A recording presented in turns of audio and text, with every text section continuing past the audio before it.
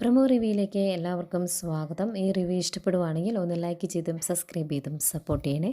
അപ്പോൾ നന്ദു പറയുന്നുണ്ട്, എല്ലാ കാര്യങ്ങളും ചേച്ചി അറിഞ്ഞാൽ മാത്രമേ ചേച്ചിയുടെ ഇപ്പോഴുള്ള ആ സ്വഭാവത്തിന് മാറ്റം വരുവുള്ളൂ എന്ന് പറയുക. നബിയുടെ കാര്യമാണ് പറയുന്നത്. അന്നേരം കനക പറയുന്നുണ്ട്, എന്നാൽ എല്ലാം ഒന്ന് പറഞ്ഞേക്കാം എന്ന് കരുതി ഞാനങ്ങ് ചെന്നപ്പോഴല്ലേ അവൾ നയം വ്യക്തമാക്കിയത്, പിന്നെ എനിക്ക് പറയാൻ പറ്റുമായിരുന്നോ എന്നൊക്കെ ചോദിക്കുമ്പം നയന അവിടെ നിന്ന് ഭയങ്കര വിഷമത്തോടെ പറയുന്നുണ്ട്, എന്ത് ചെയ്യാനാണ് ഇപ്പം ആ വീട്ടിലെ കാര്യങ്ങളൊന്നും ശരിയായ രീതിയിലല്ല. ചേച്ചിയാണെങ്കിൽ ഇങ്ങനെ, ചേച്ചിക്കാണെങ്കിൽ ആകെ ദേഷ്യമാണ്, അതിൻ്റെ കൂടെ ആദർശേട്ടൻ വിളിച്ചിട്ടില്ല, ഇതെല്ലാം കൂടെ ഓർക്കുമ്പോൾ എനിക്ക് ആകെ വിഷമമാണ് എന്നൊക്കെ പറയും. അന്നേരം അവരെല്ലാവരും ആശ്വസിപ്പിക്കുന്നുണ്ട്, ആദർശം ഉടനെ തന്നെ വിളിക്കും, മോള് വിഷമിക്കേണ്ട എന്നൊക്കെ പറയുന്നുണ്ട്.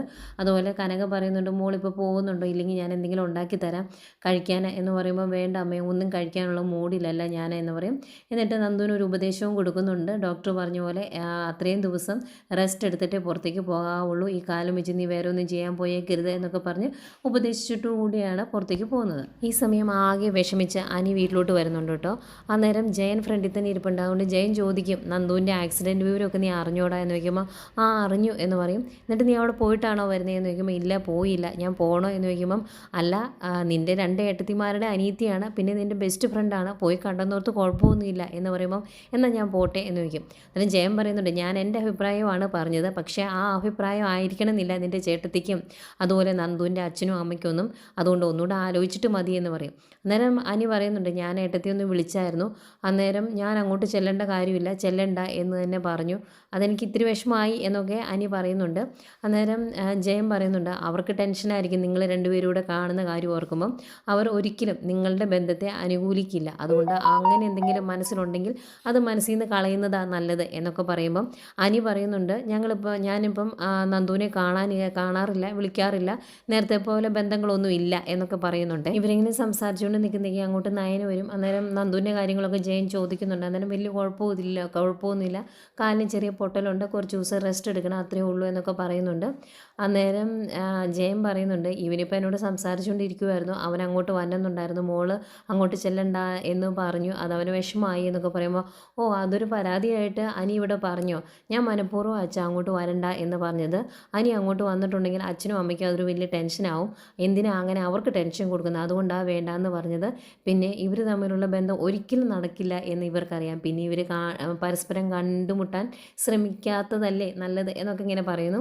ഇവരിങ്ങനെ സംസാരിച്ചുകൊണ്ട് നിൽക്കുന്നതേക്കും നെവിൻ വിളിക്കുന്നുണ്ട്. എന്നിട്ട് അനിയെ പെട്ടെന്നൊന്ന് കാണണം എന്ന് പറയും. അങ്ങനെ ഫോൺ വെച്ച് കഴിഞ്ഞ് അനി നയനോട് ചോദിക്കുന്നുണ്ട്, നവീൻ വീട്ടിൽ വന്നായിരുന്നോ എന്ന്. ആ വന്നായിരുന്നു എന്ന് പറയുമ്പോൾ, ഒരുപാട് നേരം അവൻ അവിടെ ഇരുന്നോ എന്ന് ചോദിക്കും. അന്നേരം കുറച്ച് സമയം ഇരുന്നു, കുറച്ച് നേരം നന്ദുവിനോട് സംസാരിച്ചു ഇരുന്നു, അത് കഴിഞ്ഞ് ചായയൊക്കെ കുടിച്ചിട്ടാണ് പോയത് എന്ന് പറയുമ്പം, അവൻ വേറെ എന്തെങ്കിലും പറഞ്ഞായിരുന്നോ എന്ന് ചോദിക്കും.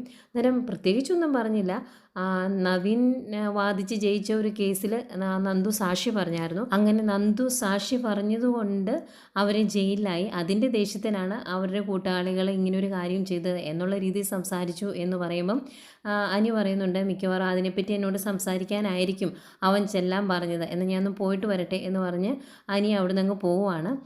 ഇതിനിടയ്ക്ക് ജയൻ അനിയോട് പറയുന്നുണ്ടായിരുന്നു കേട്ടോ, നീ 2 സുഹൃത്തുക്കൾ ഒരേ ആളെ പ്രേമിക്കുന്ന കാര്യം എന്നോട് പറഞ്ഞില്ലേ, അതിലൊരാൾ നീയാണ് എന്ന് എനിക്ക് മനസ്സിലായി, പ്രേമിക്കുന്ന ആൾ നന്ദു ആണെന്നും എനിക്ക് മനസ്സിലായി, ഇനി മറ്റേ ആളെ എനിക്കൊന്ന് കണ്ടുപിടിക്കണം എന്ന് പറയുമ്പോൾ, ഇല്ല വലിച്ച അങ്ങനെയൊന്നും ഇല്ല എന്ന് പറയുമ്പം ജയൻ പറയുന്നുണ്ടായിരുന്നേ, എങ്കിൽ അങ്ങനെയുള്ള കാര്യങ്ങളൊന്നും മനസ്സിൽ കൊണ്ട് നടക്കണ്ട, ഒന്നാമനും വേണ്ട രണ്ടാമനും വേണ്ട, അത് മൊത്തത്തിൽ അങ്ങ് തീർത്തേരെ, മനസ്സിൽ നിന്ന് എടുത്ത് കളഞ്ഞേരെ എന്നൊക്കെ പറയുന്നുണ്ടായിരുന്നു കേട്ടോ.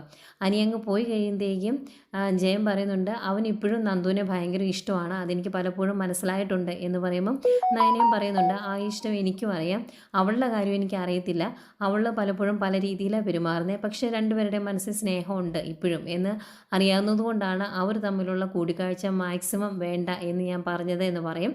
അന്നേരം ജയനും അതിനെ സപ്പോർട്ട് ചെയ്യുന്നുണ്ട്. പിന്നെ ആ ബന്ധം നടക്കില്ലാത്തതിന് കുറേ കാരണങ്ങൾ എന്നും പറയുന്നതില്ലേ, അതൊക്കെ പറയുന്നു. അത് കഴിഞ്ഞ് നയന ആകെ വിഷമത്തോടെ അകത്തോട്ട് പോകുന്നു.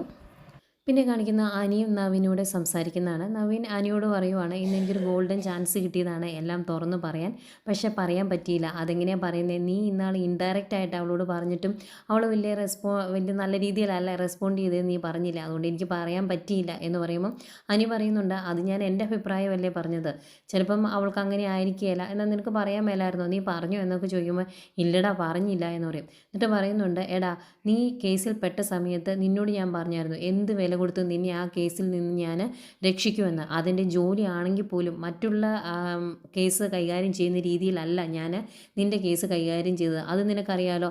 ആ സ്ഥിതിക്ക് ഞാൻ നിന്നോടൊരു കാര്യം ആവശ്യപ്പെട്ടിട്ടുണ്ടെങ്കിൽ നീ അതെനിക്ക് സാധിച്ച് തന്നെ അതല്ലേ നല്ല കൂട്ടുകാർ ചെയ്യേണ്ടത്. എന്നിട്ട് നീ എന്താ അത് സാധിച്ചു തരാത്തത് എന്നൊക്കെ ചോദിക്കുക. അന്നേരം അനി ചോദിക്കുന്നുണ്ട്, എടാ നിൻ്റെ കുടുംബമായിട്ട് ഒത്തുപോകുന്ന ഒരാളല്ല നന്ദു. ചിലപ്പോൾ നിൻ്റെ അമ്മയ്ക്കും അച്ഛനും ഒന്നും അവളെ ഇഷ്ടപ്പെടില്ല. ആ സ്ഥിതിക്ക് നീ ആ കാര്യം അങ്ങ് മറന്ന് നിൻ്റെ വീട്ടുകാർക്ക് ഇഷ്ടപ്പെടുന്ന ഒരു ബന്ധം ആലോചിക്കുന്നതല്ലേ നല്ലത് എന്ന് ചോദിക്കുവാണ്. അന്നേരം നവീൻ പറയുവാണ്, എനിക്ക് അങ്ങനെയൊന്നും ചിന്തിക്കാൻ പറ്റത്തില്ല. എനിക്ക് നന്ദുവിനെ പോലെ ഒരു പെൺകുട്ടിയല്ല വേണ്ടത്, നന്ദുവിനെ തന്നെ വേണം.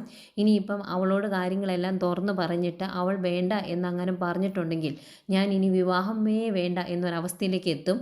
അല്ലെങ്കിൽ ഈ വിവാഹം ഇനി കുറേ കാലം കഴിഞ്ഞ് ചിലപ്പോൾ എനിക്ക് ഉണ്ടാവുകയുള്ളൂ. ആ ഒരു രീതിയിലേക്ക് എൻ്റെ മനസ്സ് പിന്നെ എത്തണം. അതുകൊണ്ട് എനിക്ക് ഇതെങ്ങനെയെങ്കിലും നീ സാധിച്ചു തന്നേ പറ്റുള്ളൂ. നിനക്കറിയാലോ, നിന്നെ കേസിൽ നിന്ന് രക്ഷിച്ചത് ഞാനാ. അതിൻ്റെ പ്രതിഫലമായിട്ടൊന്നുമല്ല. എങ്കിലും നീ എനിക്കിത് സാധിച്ചു തന്നെ, നന്ദുവിനെ എനിക്ക് നേടി തന്നെ എന്ന് പറയുവാണ്. നോക്കട്ടേടാ എന്ന് പറഞ്ഞാൽ ആകെ വിഷമിച്ച് നിൽക്കുവാണ് അനി ഇതിപ്പോൾ ആ കേസിൽ പെട്ടുപോകുന്നതായിരുന്നു നല്ലത്. ഒരു കേസിൽ നിന്ന് രക്ഷിച്ചതിൻ്റെ പേരിൽ ഇനിയിപ്പം നന്ദുവിനെ നേടിക്കൊടുക്കേണ്ടത് അനിയുടെ കടമയായിട്ട് പറയുവാണ് നവീൻ. ഇതെല്ലാം കഴിഞ്ഞ് നവ്യയെ കാണിക്കുന്നുണ്ട്. നവ്യ ഫോണൊക്കെ നോക്കിയിരിക്കുമ്പോൾ അങ്ങോട്ടേക്ക് വരുന്ന നയനിക്ക് ഭയങ്കരമായിട്ട് ദേഷ്യം വരുന്നു. കാരണം നന്ദുവിൻ്റെ കാര്യമൊന്നും അന്വേഷിച്ചില്ല, നന്ദുവിനെ വന്ന് കണ്ടില്ല. അത് ചോദിക്കുമ്പം നവ്യ പറയുന്നുണ്ട്, അതിൻ്റെ ആവശ്യം എനിക്കില്ല. അവളെക്കാളേറെ വേദന സഹിച്ച് വയ്യാതിരുന്ന ഒരു സമയമുണ്ടായിരുന്നു ഞാൻ. അതെൻ്റെ ശരീരത്തിനായിരുന്നില്ല, മനസ്സിനായിരുന്നു. പക്ഷേ ആ സമയത്ത് അവൾ തിരിഞ്ഞു നോക്കിയില്ല. അതുകൊണ്ട് തന്നെ എനിക്കിനി അങ്ങനെ ഒരു ബന്ധമില്ല, എനിക്ക് അങ്ങനെ ഒരു അനീതിയില്ല എന്ന് പറയുമ്പം നയന ചോദിക്കുന്നുണ്ട്, അങ്ങനെ പെട്ടെന്ന് മുറിച്ചെറിയാൻ പറ്റുന്നതാണോ ചേച്ചി അനീതി ബന്ധം എന്ന് ചോദിക്കുമ്പം എനിക്ക് അത്രയൊക്കെ ഉള്ളൂ എന്ന് പറയും. അന്നേരം ഇത് കേട്ടോണ്ട് ജലജ അങ്ങോട്ട് വരും. എന്നിട്ട് എന്താ ഇവിടെ കാര്യം എന്ന് ചോദിക്കുമ്പോൾ നവ്യ പറയുന്നുണ്ട്, ഞാൻ നന്ദുവിനെ കാണാൻ പോയില്ലല്ലോ, അതിന് പരാതിയായിട്ട് വന്നതാ ഇവള് എന്ന് പറയുമ്പം എൻ്റെ മകനെ ജയിലിലാക്കിയ അവളെ കാണാൻ പോകേണ്ട ഒരാവശ്യവും എൻ്റെ മരുമകൾക്കില്ല എന്ന് പറയുമ്പം നയന പറയുന്നുണ്ട്, അവൻ ജയിലായിട്ടുണ്ടെങ്കിൽ അവൻ്റെ കയ്യിലിരിപ്പ് കൊണ്ടാണ് എന്ന്. അന്നേരം നവ്യ പറയുന്നുണ്ട്, അതെ എൻ്റെ അഭിയുടെ കയ്യിലിരിപ്പ് കൊണ്ടാണ് അവൻ അങ്ങനെ ആയത്, ബാക്കി എല്ലാവരും ഹരിചന്ദ്രന്മാരാണല്ലോ എന്ന് പറഞ്ഞിങ്ങനെ സംസാരിക്കുവാണ്. അന്നേരം ജലജ പറയുന്നുണ്ട്, ഇവളുമാർക്കൊക്കെ കിട്ടാനുള്ളത് തിരിച്ച് കിട്ടിക്കൊണ്ടിരിക്കുവാണ്. ഈ ഒരുത്തൻ എല്ലാം ശരിയാക്കാനായിട്ട് ഗൾഫിലോട്ട് പോയിട്ടുണ്ട്, അവൻ ഇതുവരെ വിളിച്ചില്ലല്ലോ, അതിൻ്റെ വിഷമത്തിൽ ഇരിക്കുവാണ് നീയും നിൻ്റെ അമ്മായിമ്മയും ഒക്കെ എന്ന് എനിക്കറിയാം. എന്നിട്ട് അതിൻ്റെ ദേഷ്യം അവരെൻ്റെ കാരണത്ത് തീർത്തു.